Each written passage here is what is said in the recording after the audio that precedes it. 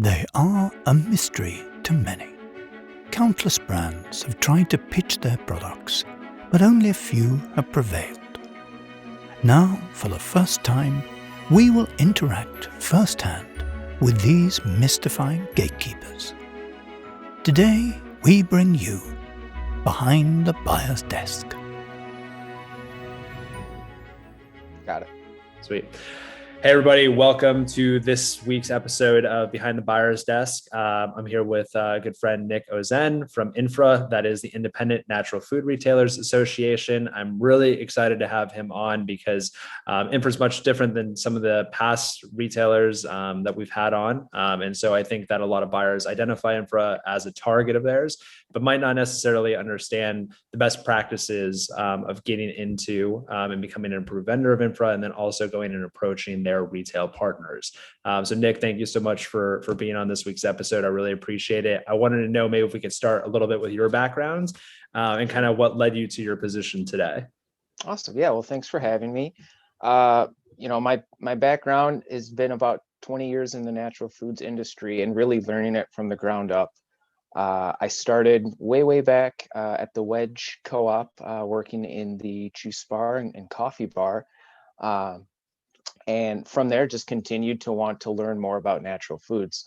So I gravitated to grocery and started learning more about the business side of things, the buying, the selling, the merchandising, and really just continued to learn at that point, managing a department, managing multiple departments, and then, kind of spreading my wings and trying to grow more in the industry. And that's what prompted me to come to INFRA.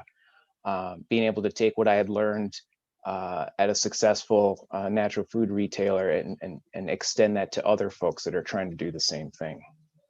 And what's your kind of title and position, and kind of what's the day-to-day look like right now for you at INFRA? Oh, sure. Yeah. So I'm the director of purchasing, which is ironic because INFRA doesn't purchase anything. We're facilitators. But really the day-to-day, I direct the team that holds the primary relationships with our vendor broker partners. And we work to facilitate promotions on our members' behalf. So we work with the vendor broker community annually in setting up a promotional calendar. And then month by month, we're executing on that calendar. So procuring contracts, reviewing data, making decisions, and then creating that deliverable that's the monthly INFRA Deals flyer.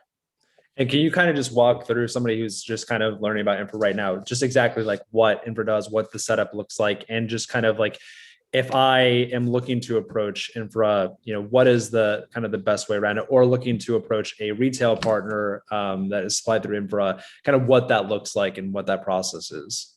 Sure. So if you've identified INFRA retailers as a group that you want to grow your brand with, stopping at the association level where I work at is a really good first step. You'll be able to get some insights into where you're sitting with the membership. If you're not purchasing SPINS data, that's something that our category lead team can go and do some analysis and see what you qualify for in terms of participation in our programs. We do look for a certain amount of distribution throughout our membership. SPINS calls it ACV, all commodities volume. So we're looking to see where your product is placed and what that dollar volume represents to understand what you would be eligible for in some of our promotional programs. If you're looking to build your brand with the INFRA membership, a lot of that work that we do is more strategy and direction. So we work with brands and give them some insight and give them some guidance on how to grow their distribution with INFRA. But ultimately, that would be up to the brands, the sales teams. If they have a broker that's hired, that would be the job of them to grow that distribution with some of our help. And then once that kind of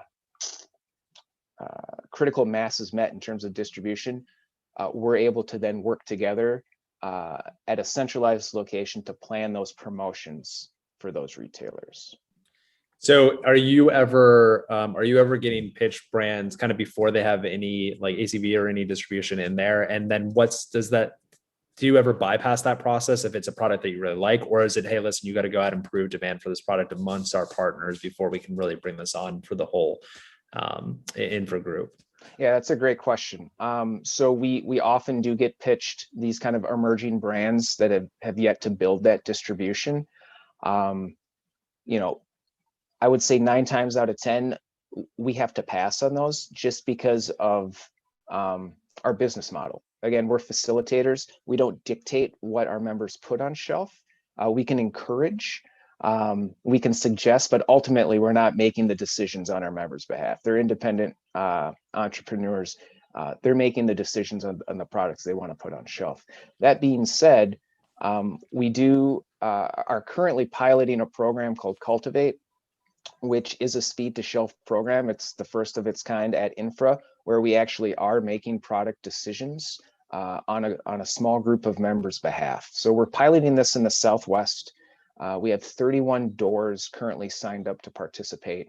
And this will be currently a monthly program where we're selecting, anywhere from 1 to 3 brands, 12 to 24 SKUs. And then we are setting up not only that placement in the 31 doors, but then follow-up promotions afterwards. So it's kind of a fast track to getting into our programs. Obviously we're looking at brands that are products, that have certain product attributes. So we're obviously prioritizing USD organic, project verification. We're looking at things that are fair trade. We're looking at businesses that are women or BIPOC owned. So we're really focused on that differentiation and bringing that to our members through the Cultivate program.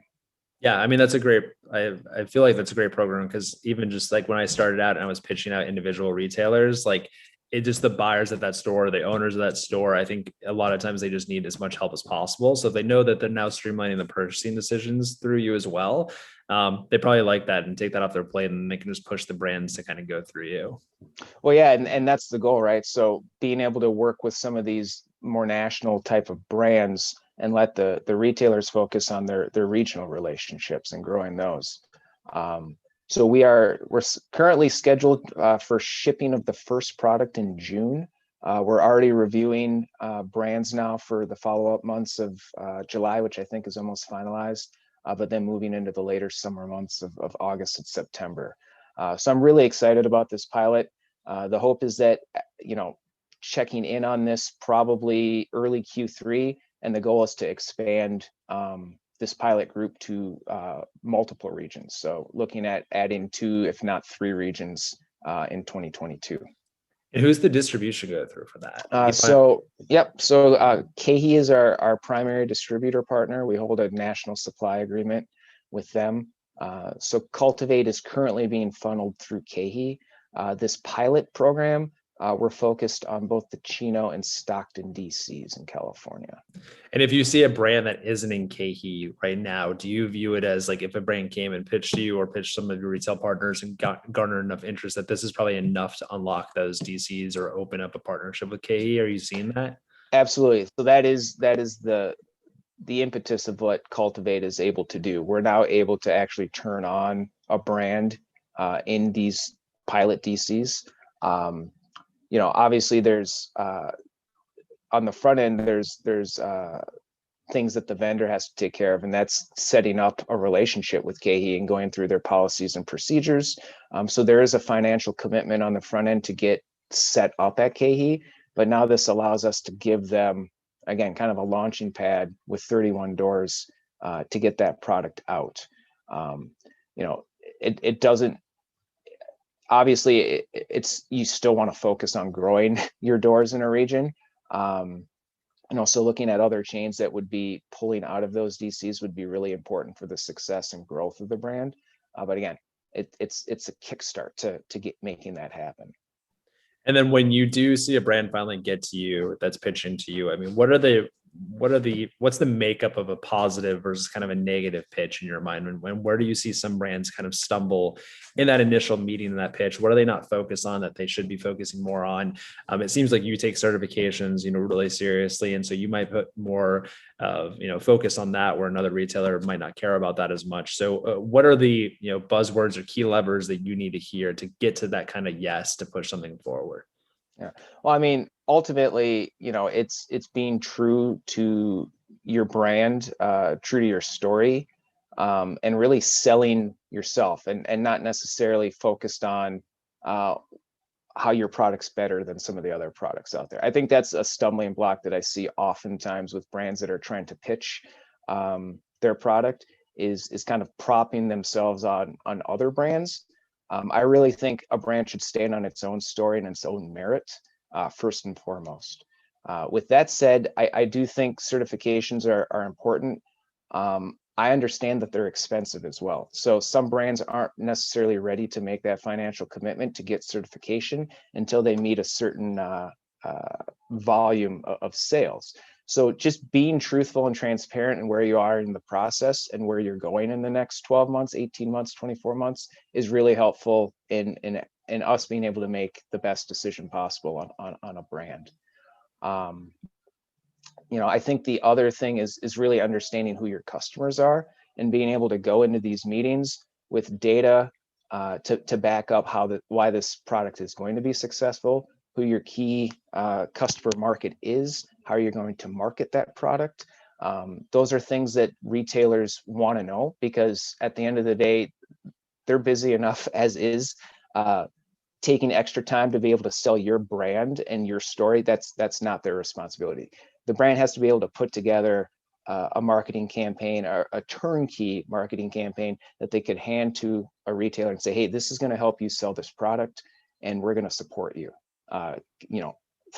with not only with this collateral, but with promotions. So being able to show a retailer that you have a promotional plan, that they can count on being able to promote this product off shelf and really garner that customer interest.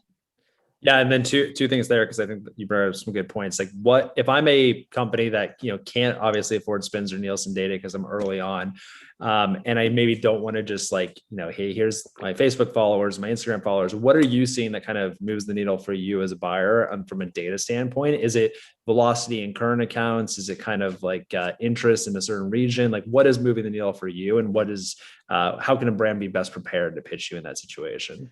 Yeah, I think that first point, the velocities that you're seeing in current locations, if you can show what your movement is with the current retailers that you're working with, that speaks volumes, right?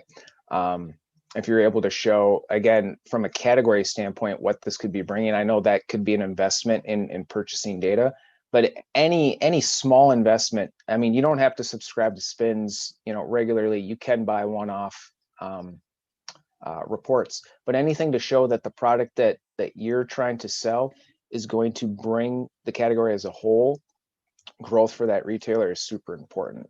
So whether that's your personal data that you've collected with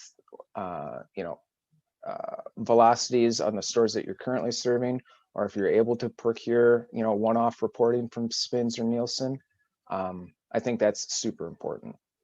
Yeah, showing that incremental data, right? Like showing like, hey, like I'm not going to take any dollars away from the companies or the brands you already have on shelf. Like I'm only going to add to the category as a whole. I think those are the key things to really show. Yeah. Mostly because brands don't understand sometimes is that every brand that you bring on means that you're taking something off, right? Yep. So it's a hard decision for you both ways. Yeah, and I think that's also an important piece. A lot of times when a brand is pitching to bring in a product, obviously there's limited shelf space, so something has to go. And oftentimes I feel like brands will try to push a little more than they should in terms of maybe the shelf allotment that they should be allowed. I think starting out small is important, because that makes the retailer's life a lot easier in terms of making decisions on what to remove from the shelf, and then it gives you an opportunity to prove what you can do, right? So maybe it's a 3-month trial on just 3 SKUs, right? The 3 core SKUs. And if you see growth in that, well, then you can expand that to 5 or 7, rather than going in and trying to gain that 4 foot of space right off the bat. Yeah, understand that this is a long-term partnership. Try to land and expand the account, and you don't need to hit it all in that first meeting, in that first kind of launch of the product. Yeah. You did mention putting together a good promotional strategy. Are you seeing certain promotions work well in the small natural retailers? So I know who have been kind of hurt because of COVID, because you can't get all of your products there, right? You're going there for specialty items. Is there anything that's been resonating more, especially during COVID, and now as we look to kind of what promotions are going to look like, hopefully post COVID? What should kind of brands keep in mind when putting together that successful trade spend plan? That's a really good question. There's been a lot of debate on whether or not promotions were necessary during the pandemic, right? And what I've seen in my reading and looking at data is the brands that continued to support retailers with promotions throughout this were the brands that saw growth over the last year. And I think promotions do twofold, right? They obviously increase velocities, but they really help build customer loyalty.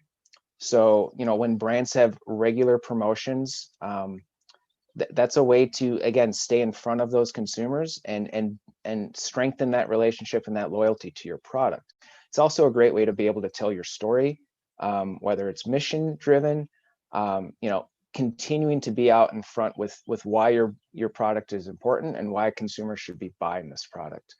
And I think, again, from a retailer standpoint, they want to be able to sell as much of the product as possible. So having regular promotions, I think, helps solidify your place on shelf, and it's that relationship support, right? We're supporting you by passing through these discounts, so you're able to put through promotions, increase sales of these products, and ultimately, hopefully, build baskets, right? Because it's not just about selling the one product; it's how that product ties in now to meal solutions. And especially the landscape today, although we're seeing things open up more, I see consumers still sticking to making a lot more food at home. So being able to tie all of these things together in brick and mortar through promotions, I think, is essential for keeping that customer loyalty, and just staying in front of the other brands who aren't promoting. Yeah, and I think the biggest thing is a lot of brands, especially brands that were already in store. I know it was tough to open up new accounts last year just because retailers were like, hey, listen, we're focused on what's on the shelf. We need to just keep it stocked. But if you were in store, you probably saw a lift across the board, whether you were on promotion or not, just because customers were reaching for anything that was on the shelf. So it's like, how are you going to actually keep those customers? Like, what's the plan? Like, okay, you drove trial, you had a great year, but like, how many of those are actually going to stick? And so I feel like this is like a critical year for those brands on and putting together plans that actually make sense for what the consumer is looking for now. Yeah, I mean, I would agree with that. And even to kind of echo that, thinking about your growth strategy, ensuring that your capacity is going to meet what the demand is. You talked, I think you asked earlier about some of the pitfalls, and I think that's another one that emerging brands often see. They try to hit the home run right away, when in actuality, we should be focused on hitting the singles, hitting the doubles, and moving guys along the bases. So not trying to outgrow your capacity or stretch it, but really make sure that you can focus on servicing a certain segment of the nation, whether it's regionally, and making sure that you can serve those customers as best you can before trying to grow out, right? Because if you get too big and suddenly you're suffering out of stocks all over the place, you're going to lose customers. Yeah, you want to kind of create your playbook in a few regions, make sure that you've got like really good velocity in those areas, and then just go replicate that playbook. There's no reason to kind of like spray and pray and just get all over the place and then really just not execute at the store level. I think that's the biggest thing, especially for the retailer partners that you're working with. You're going to have a strong plan in place, but those customers that come into the stores that are parts of Infra are great customers to have. A lot of them are early adopters that are going to try products a lot earlier than most traditional retail customers. And if you can get those customers early, I think it's a huge benefit to the brand itself. In terms of if I'm a brand today and now I want to reach out, where's the best place that they can either reach out to you or find more information about Infra, or if I wanted to submit my brand, can you kind of just walk through that process as we're kind of wrapping up everything? Yeah, sure. So I would direct any brand interested in working with Infra to our public site, which I should know off the top of my head, naturalfoodretailers.com. We have a tab for vendors. So if you visit that tab, it'll have an overview of our programs. You're able to download some of our collateral, our vendor opportunities brochure, and you're also able to submit a new vendor inquiry. So it's a web form. It takes about anywhere from 5 to 10 minutes, depending on how detailed you get with some of the answers. But you're able to submit all your brand information. That'll go directly to the category lead responsible for the category that you play in. That'll give them a chance to do some review, look at data, and then they would be following up with you on what opportunities they saw, what next steps would be in terms of a partnership. Nick, I really appreciate this. I think we got super thoughtful responses here, and I think that provided a lot of actionable steps for new brands. And so hopefully this leads to a nice influx of new brands that are coming in with data and a strong trade spend strategy to kind of help this their partnership and outreach with Infra. And yeah, thank you so much, and I really appreciate your time today. I know it was super helpful to our brand partners. Awesome, Cameron. Yeah, I appreciate it. Anytime. I love talking about this stuff. It's fun to geek out on groceries. So I'm game whenever you are. Yeah, Geek Out on Grocery might be the next the web series we roll out. That's a pretty good one.